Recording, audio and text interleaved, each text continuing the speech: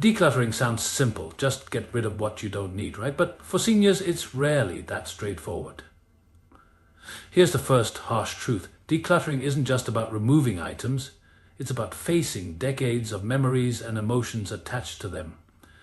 Every piece of clothing, every photo, every piece of furniture carries a story. Letting go isn't just a physical act, it's an emotional one. Many seniors find themselves overwhelmed not by the number of items, but by the memories they hold.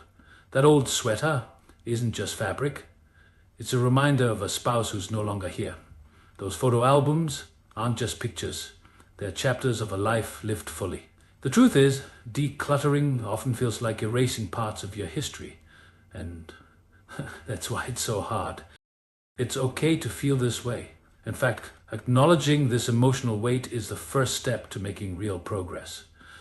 Instead of forcing a purge, take a moment to honor these memories.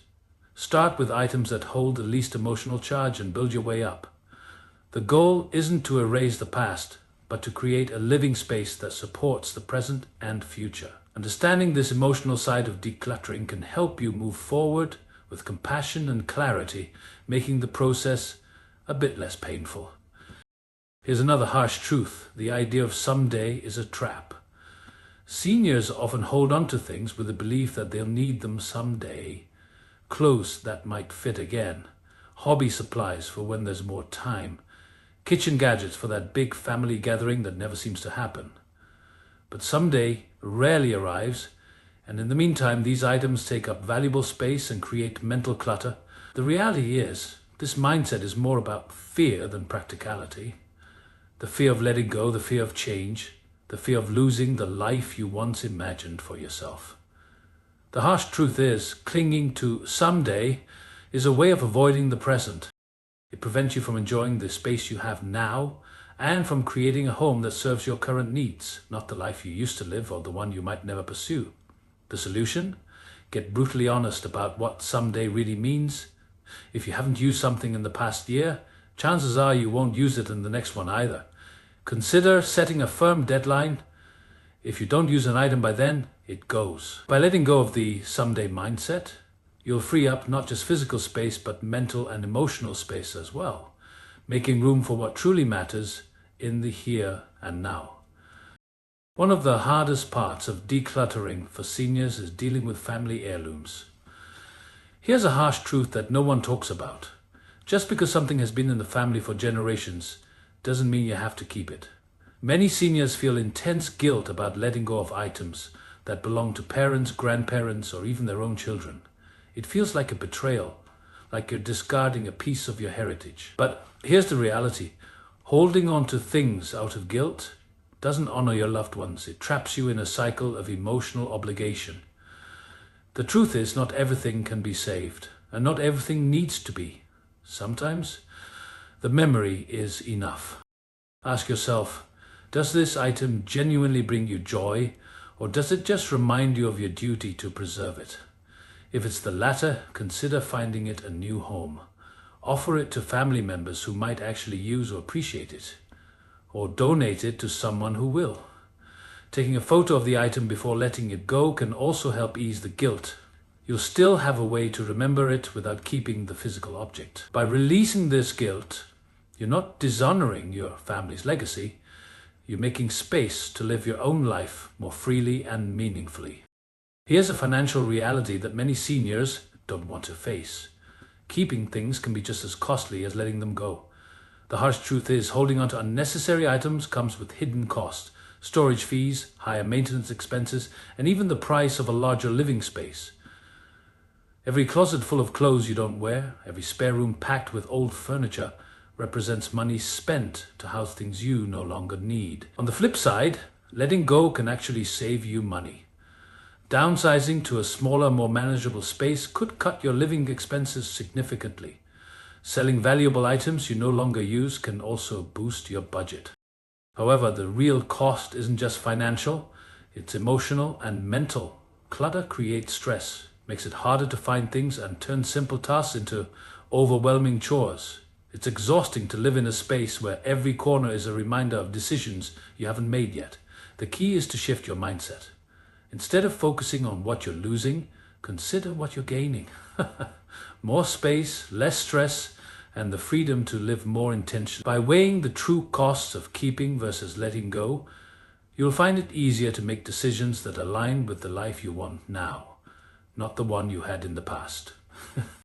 One of the most surprising challenges seniors face when decluttering is the so-called help from well-meaning family members and friends. Here's a harsh truth: not all help is helpful. Sometimes, family members take over the process with their own agendas, deciding what should be kept or discarded, rushing decisions, or even using guilt to influence what stays. While they might have good intentions, this kind of help can leave you feeling overwhelmed, powerless, and even resentful. Decluttering is a personal journey that requires time, patience, and emotional processing. The danger of letting others make decisions for you is that it strips away your sense of control and autonomy. It's your home and your life, and no one else can truly understand what each item means to you. The key is to set clear boundaries.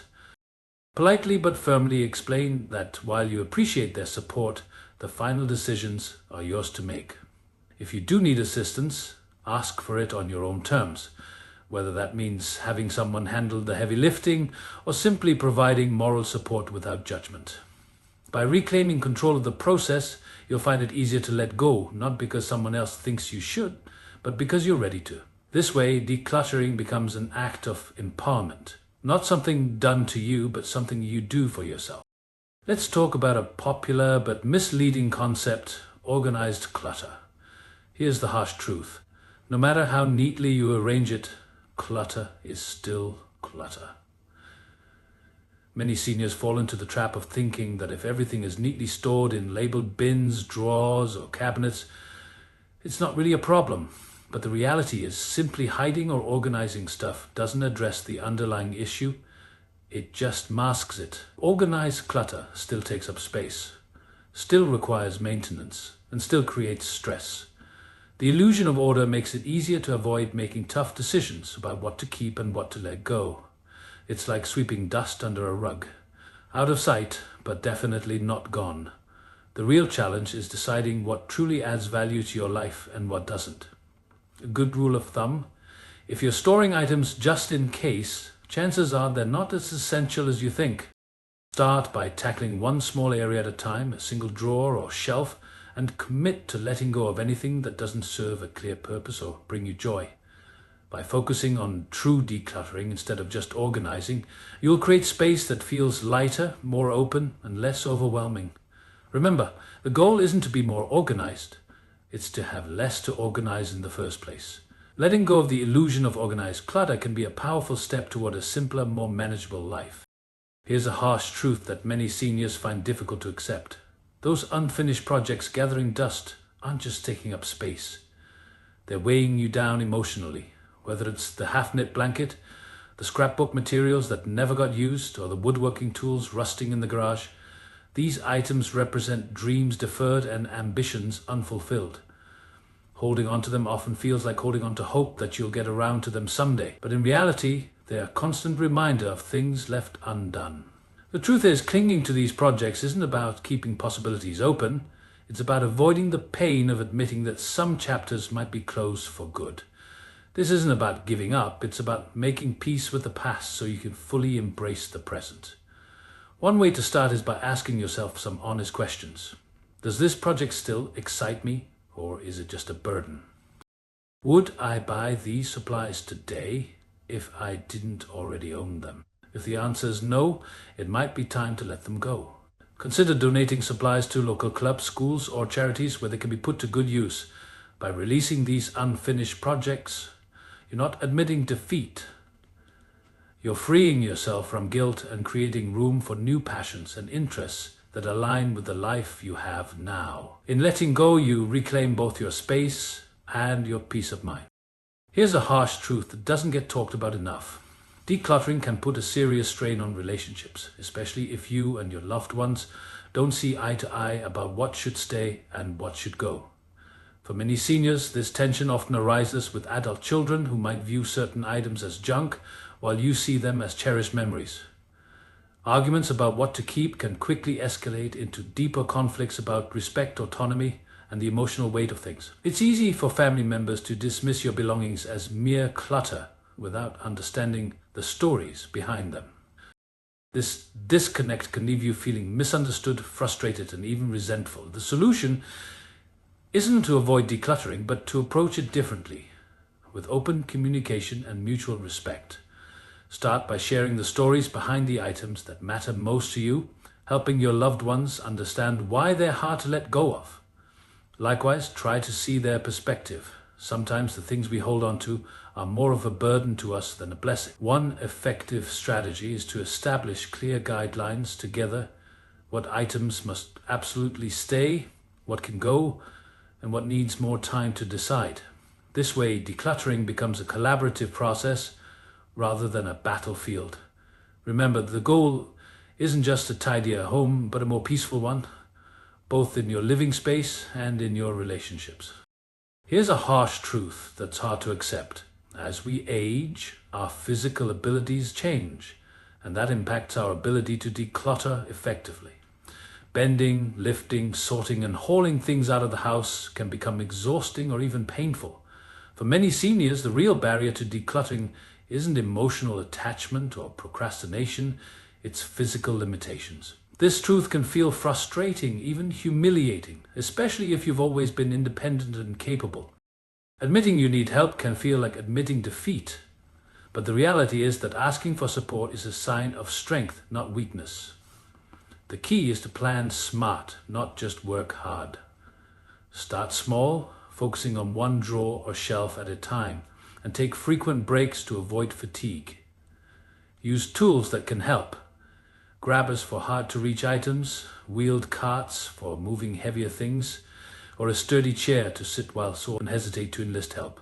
But make sure it's on your terms, whether that's hiring a professional organizer who understands the emotional side of decluttering, or asking family members for specific tasks like hauling boxes. Remember, the goal didn't to get everything done at once, is to make steady, sustainable progress. By acknowledging and working with your limitations rather than against them, you can declutter effectively without wearing yourself out or risking injury. In doing so, you'll regain control of your space and your confidence. Here's perhaps the hardest truth of all. Eventually, someone else will have to deal with your things if you don't. For many seniors, the thought of leaving a house full of clutter for loved ones to sort through is both terrifying and heartbreaking. No one likes to think about the end of their journey, but decluttering is, in a way, an act of love, a way of sparing your family the emotional and physical burden of making difficult decisions without you.